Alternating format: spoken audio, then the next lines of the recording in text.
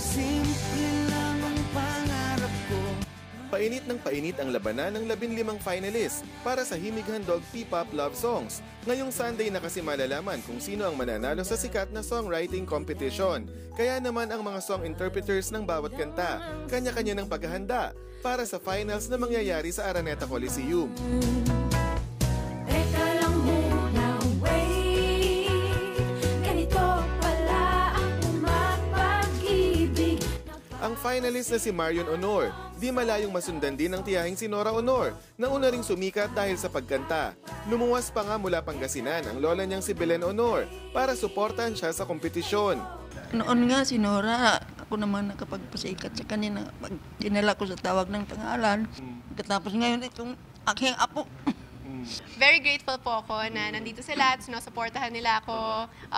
Actually, last year pa nga po, nung nag-Himig Handog. Kaibigan mo ako, kailan pa man.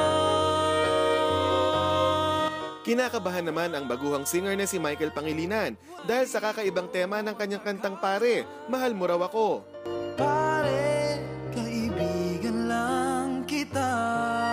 Last year's winner yung gumawa ng kanta ko and may pressure din po para sa akin dahil baka mamaya kahit na ibigay ko lahat, baka mag-expect. Hindi kita sinisisi. Mga baguhang singers man, umaasa pa rin sina Michael at Marion sa mainit na pagtanggap sa kanilang mga kanta. Sa mga gusto pang humabol sa botohan sa Himig Handog P-Pop Love Songs, bukas pa ito hanggang alas 12 ng tanghali sa September 28. Mapapanood naman ang kompetisyon linggo ng gabi sa ABS-CBN.